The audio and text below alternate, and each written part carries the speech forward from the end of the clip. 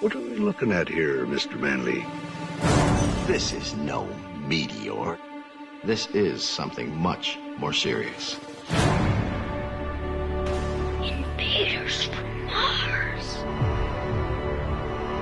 No, Andy. Stay there, Christ. Alright, well, welcome to the Ink and Paint Club. I guess is our first, new review segment, I guess. Is it, or do you guess? Yeah, I mean we reviewed things before, but this is more... Hello, everyone. Welcome to the Ink and Paint Club podcast. This is our first review. That's how you do it. We've reviewed other things before, just this is more specifically review and will be shorter than an episode. You gotta sell it, JD. Alright, anyway, my name is JD. I'm not giving him a chance to do it, but Kyle's here this week. That's me. And that's Andy, I guess. Hi. Yes, we're all here today. And we're here to talk about the re-release of The Iron Giant, because I would say it's fair that that's probably one of all of our favorites animated movies. I'd rank it up there in my top 5, maybe 10. Kyle, how do you fare? I didn't care for it. No, sir, I don't like it. That's bullshit, you know it. It was okay. I found it a little pretentious at times. And, Fuck you, Kyle. You messaged me and said you cried. Like a bitch. Yeah. Alright, anyway. So, over the last week, Brad Bird decided, hey, I'm gonna re-release Iron Giant with 2 new scenes, because, fuck it, why not? And, you know what, I thought it was pretty sweet getting to see it on the big screen for once. Yeah, for me, this was my first time seeing it on the big screen as well. I missed it during its theatrical run. I think a lot of people did. It was my second time in theaters. I went with my dad. He took me and I saw Pokemon the movie trailer, and I would have rather seen that at the time, but hey, I was a dumb kid. These things happen. You learned that Iron Giant is a much better movie than Pokemon later in life, but so I guess for those who don't know what the Iron Giant is, it was Brad. It was wasn't that Brad Bird? It was Brad Bird, who many of you know from The Incredibles. The Mission Impossible, I guess. Hey, Ghost Protocol Tomorrowland is actually really good. I've never watched Mission Impossible, but have heard they're pretty good. No, Brad Bird is a... Oh, yeah, it's true. Brad Bird is a very talented individual, and Iron Giant, as far as I know, that was his first... Yeah, it was his first theatrical movie. I mean, that's pretty impressive, and I don't know, one thing that always amazed me is this movie came out in '99, came out to kind of, meh, yeah, nobody really cared, and it's Brad Bird actually admits to that being his fault because they decided to release it at a really bad time. Probably. I'm trying to remember what was going on at that time. That's a shame on me for not doing more research. But even though it got all these great reviews and stuff like that, nobody really went and saw it because... It was a critical success, not so much with the audience. Really? Guillermo del Toro knows a few things about that. Well, yeah, But anyway, for those of you not aware, Iron Giant was, like Andy said, a movie came out in 1999, and is basically, it's this kid who finds a giant robot who came from space, and the giant robot is basically a giant baby, and learns it not to kill people. Wow, it's also set in the 50s, during the Cold War. You really kind of downplayed the story on that one. I was trying to summarize the entirety of the movie.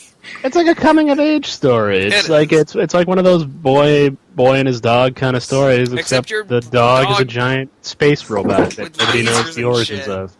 Yeah, that's not. Basically, I think Brad Bird honestly pitched this as, what if a gun had a soul? Basically. And it's a very it's like, I don't know. I really seeing this movie again really kind of hit me because it's crazy to see how such this childlike movie in a sense also has such a deep sort of thought process underneath. It's very very anti-violence, anti-war, anti-gun. Yeah. But it does it in such a smart way. It doesn't come off as heavy-handed. Yeah. Yeah. I even think it works a lot more better if you think of it in the context of when the movie takes place. And Well, yeah, it takes place in 1950... Yeah, 1957. So it's like the beginning of the Cold War. So yeah, paranoia was at an all-time high. That's when Sputnik launched. yeah, like Sputnik's like a whole big deal with them because they keep talking about like how it's just overhead. You don't know what it's there for. Oh yeah, I mean that's the thing. The Red Scare. It was a huge deal at the time because, of course, nobody. I mean, it was a time of very uneasy. It was a time of unrest, basically, between the nations because nobody knew, and the Red Scare was in full effect. Yep, I love how they just in the school scenes they keep playing like old. Well, not old, but they made up old-looking atomic bomb drill footage. The kids at watch is like that's probably one of the best parts of this movie is that Brad Bird really captures the time frame, but he doesn't do it by throwing in all these like 50s references. No. They're all original. Like the kid in the movie, Hogarth, the lead character, the kid who finds the robot, he's staying up watching old 50s sci-fi movies, and they show, of course, little clips of it and you get to see him watching the movie, and you kind of watch it with him at points in the scene, and it's so spot on. The acting, the theme, plot, he really did a good job of emphasizing the time frame in an original way. Yeah, and it didn't come off as him like, hey, let's make a reference to something that existed back then. It's like, no, it's like it feels like the 50s without having to be like, here's an actual TV show, here's an actual product that was actually. What the hell was that? Let's just roll with it. Okay, I'm sorry. I didn't know what it was. I've been hearing all these weird noises. Anyway. Are we witnessing the second on-air murder in podcasting Anyways, history? I remember I had like this... Oh, great. Anyways, I remember I had like this giant point of autism in the movie. You're talking about time periods, whatever, but they were like... He's showing them comic books and stuff. And he's like, yeah, Mad Magazine. And he's got, like, the first issue of Mad Magazine when it wasn't a magazine. Well, and I'm just like, really? You fucking kidding me? But I actually have the first issue. It's a real legit copy. It's worth a couple $1,000. But, yeah. Okay, seriously. Well, and Kyle, you shouldn't have really told everybody that you have something that could be worth a lot of money. This is going to turn into the fucking. All right, this is so going to turn Kyle into the lives Mad world. Bury it under a big T. So, I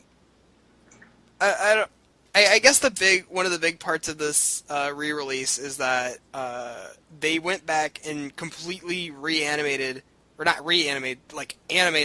2 new scenes and added them into the movie, and they were seamless. Yeah, I didn't even piece them. I didn't even notice. Yeah, I was like, I knew which ones they were because it's like, okay, I don't remember this from, and I think the one thing that I did figure out is that if you look at the eyes of the characters, if there's a profile view, they have instead of having a black outline around their eye, they have it's just a plain white. So I don't know. Yeah, I don't know. Anyway. After the movie was done, when we and Shauna saw it, she asked me, like, you know which scenes were the added ones? And I was like, I have no fucking clue. and I feel bad because the second big scene was kind of a big one. Right. So, okay, this is going to get in the little spoiler territory, but, like, the two new If you haven't seen the movie when Cartoon Network ran it for 24 hours, I don't know. Missed 24 hours of Iron Giant. I love that shit. Every Christmas they would play full day. It was during the summer. I swear to God. I remember during the summer. During Christmas. Maybe they did it on Christmas, but I will fucking fight you on that. I will fucking fight you too, because I remember they were advertising for 8-Legged Freaks. Oh, why you'd want to advertise that movie on Cartoon Network is beyond me with the Iron Giant, but I guess because the whole giant monster kind of thing. But I mean, I swear to God, look it up. But in regards to these new scenes, like, how did you guys think they fit into the, the overall movie?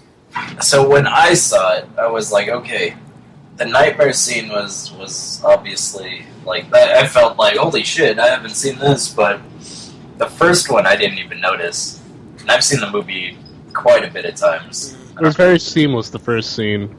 Yeah. Because it was just Dean talking to Hogarth's mother, right? Yeah, it was just him. Very brief. Like, at first, I didn't think it was a new scene, because, like, this kind of doesn't seem familiar, but I knew it was because Mel reached over and just started smacking me. He's like, this one's a new one! It's like, oh shit, yeah, you're right. That's adorable. But, yeah, I think that, I don't know. How did you guys feel about the first scene? Like, did that add anything for you? Or? I didn't notice in it. I really like Dean's character, and I really like that. I don't know, for some reason, him and Hogarth's mom, Annie, like, I felt like it kind of helped solidify and make their sudden, like, it almost seemed a little sudden in the third act that basically they end up kind of getting together.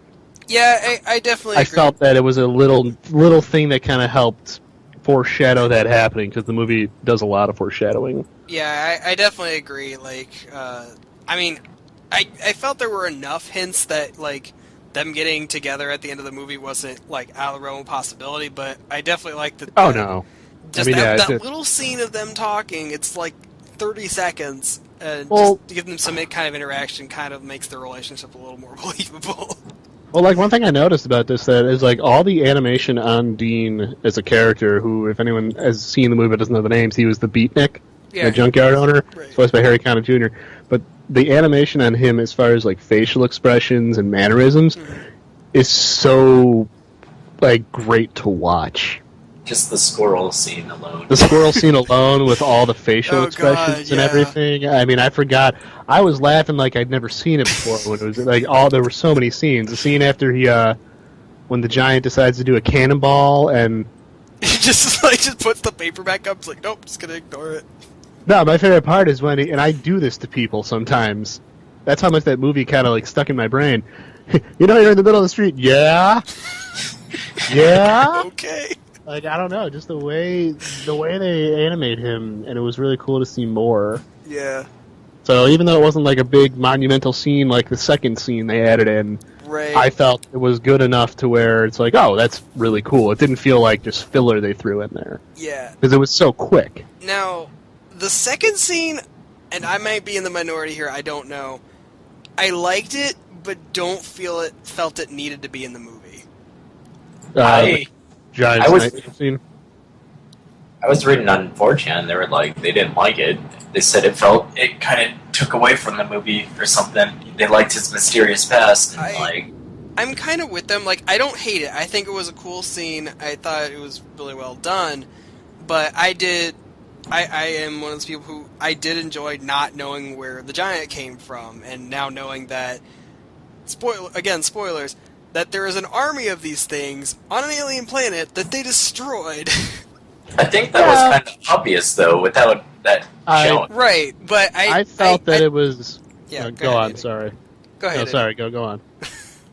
Let's go! Oh, fine. I just, it's one of those things where you kind of assume that was the deal, but, like, I felt I didn't need to be shown that. I don't know, I kind of liked it. I thought that the movie does such a good job of really sort of hinting at the idea that there are things out there we don't understand, and it really goes into the whole unknown. Mm-hmm. And, like, I felt the nightmare scene was vague enough. Like, I'll admit it did kind of seem like it was more so Brad Bird wanted to just kind of do it because it would look really cool. Oh, yeah, like... That whole scene is great. I mean, even the concept that he can broadcast his dreams to the TV. Yeah, like, I thought that was kind of cool. And I thought, because when you consider it, dreams are often exaggerated. I assume, much like us, because the Iron Giant, obviously the big thing there was that he was human. Basically. I thought maybe it was exaggerated. Maybe. Like, I felt that it was vague enough to give you kind of an idea to come up with some theories. But I didn't feel like it made it like a solid, like, okay, if there was an Iron Giant 2, it would deal with the army of killer robots coming to get the giant. I'm really hoping they don't ever do a sequel. I don't think they. It I think need that, it. No, it doesn't. I mean, I saw some concept art someone did just as an idea, and I think it could work, but I think it's more so from a conceptual. Like they showed like Hogarth as an adult, and he works at the junkyard. I don't know. The person who drew it did a really good style, and it took place during the Vietnam conflict. Huh. Like I don't know. It seemed like it was still kind of doing the whole anti-war thing, Right. but of course it was changed because the giant was obviously back. Mm-hmm. Like, yeah, I don't know. It was just some guy's doodlings, and it was pretty cool. Nice. Well, so yeah, I I honestly forgot how much I love this movie. Yeah, I hadn't watched it in like a couple years, so as soon as they said that, oh, we're bringing this back to theaters, like I fucking jumped on that like the day tickets came out, and I don't know, it's really, I think it's kind of surprising how well it holds up even today. I was really impressed at how many people still went to see it in theaters. Oh yeah, our theater was packed. Mine was probably about half full. I went to an encore on a Sunday at 12 in the afternoon, and there were parents with their kids. It was a full house practically. And that's really what makes me happy is that. And like kids were getting really into it. Like at the end, kids started clapping when they saw the giant was still alive. Yeah. Spoiler alert if you didn't see it, but you should have by now. I mean, they even hinted at like the fucking guy can put himself back together, so. Yeah, but God, by the end of it doesn't matter. That scene at the end still just punches you in the feels, as the kids say. If you don't tear up when the giant says Superman, you're a monster. Oh, no, it's not even that. It's when he says, you stay. Oh, yeah. No following. That whole, last 10 minutes is fucking heartbreaking. Yeah. There were just a lot of things I noticed. I like how the movie kind of, inverted a lot of tropes. Not that I go on TV tropes or anything, because I don't have the fucking 4 hours of my life to waste on there. But, one thing I kind of noticed, I didn't realize how much I like, he's such, not a one-off character, but kind of a one-dimensional character, but I really liked the General. Oh, yeah. Yeah. He's such a dick. No, but I liked him because he was a dick, but he was not the typical nuke everything, kill everyone, military. No, he's very level-headed about most things. I love the fact that towards the end, he was actually all set to listen to Dean when he said the giant reacts defensively. Right. I like the fact that the army was not portrayed as the psychopathic killing machines. Kent was the problem. Okay, I want to say something now that I've seen this as a more mature adult. Yeah. I almost sympathized with Kent this time. Cause I felt bad for him. I felt bad for him because literally his entire motivation is hey, there's something big and scary. This is the height of the Cold War. Shit could go down at any time. We don't know what it is. He's acting out of fear. So it's I don't see his motivations being totally unjustified, but well, no, but when you look at the way his character is, he's very dismissive of small towns. He threatened a child. Yeah. Well, again, that kind of goes. I kind of understand it. I can understand it, but I think it kind of shows how paranoia and fear really can Kent is basically the embodiment of paranoia during the Cold War. Exactly. That shows you how dangerous it can be because he essentially reached a fever point where he was willing to launch a nuclear weapon. He was ready to. He did it. Yeah, I mean he was ready to go that far. Even after the giant's proven that he is not there to murder everybody. I like the little scene when he launches the missile. The general bitches at him it's gonna come down where he's at, and he's like, "Where is he at right now?" There's the giant. And just the look the giant gives him. He's got his arms akimbo, and he's kind of looking at him stern, like, "You fucking idiot!" He's really looking at him like that. My favorite line of that whole scene is the general, make sure he stays here like a good soldier. We're gonna die for because it was like such a bad like that. That to me was just cool because I love the fact that the general was basically like Patton, Basically. but he wasn't. Like I just love the fact that he wasn't portrayed as the typical bad guy in a movie like this. Right. When he's wearing the sunglasses. Oh yeah. The movie, I got like really Elton John vibe. A little bit. I just thought he was a badass because when the fucking giant was running overhead, he fucking took out a pistol and started shooting at him. Yeah. Like he was ready. He was ready to defend himself if needed. Well, you see a giant metal monster. I mean, what's your first reaction gonna be? I mean, yeah. I just thought it was funny because It would be. he didn't fucking freak out. I just really appreciated that. Not even like I'm a big like military enthusiast or anything, but it was just I kind of remembered how refreshing that was because if that movie was made today, I don't see the military that would be the bad guy. Yeah, like the military, it would end up like Transformers when they would, capture the robots and whatever the fuck they did in that piece of shit Bay movie. Yeah. You fitted it. It had to get Andy's Transformers in. Well, you do know who was supposed to do the voice of the Iron Giant before Vin Diesel, right? Do I want to know? Peter Cullen. Oh, jeez. Optimus Prime himself was originally supposed to be was supposed to be the Iron Giant, but well, I could he say anything. Was busy at the time. If I can say anything to Vin Diesel's credit, I think he was can get better. a lot of emotion around, or he can get a lot of emotion across with very little words. I don't know. He's said Groot a bunch of times. Right. Right. He recorded that shit in a bunch of different languages because he didn't want anyone else to have to do it. Right. Because he loved being Groot. And I you all appreciate sad that. when Groot died, and you all cried when the giant kind of died, but I tried not to. Nah, man, I held it in a little bit, but I got a little misty-eyed there at the end where the giant's going up to, save everybody from the bomb. It's such a very simple story, but the way it's told, it's really still like a treat to look at. Yeah, it's beautiful. And the thing is, if you went and saw the re-release last week, it was, prefaced with this little intro by Brad Bird, and he was just saying how much he loves 2D animation, how he really wants it to make a comeback.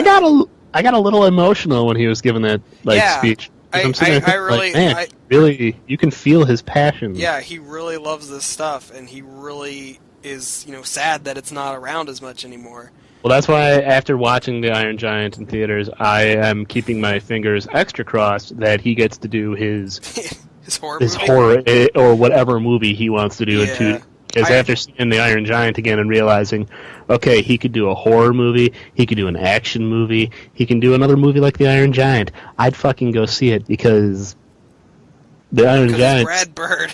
It's just that good. Like, I can't get over how much I really, really love this movie. Yeah. Well, I think we should wrap it up here. So do you guys have any closing thoughts on this movie? Go pre-order Mondo's big figure of him for $300. Man, I want that. I need a giant. And then send it to us. Buy 3 of them, send 1 to each of us, and we'll love you forever.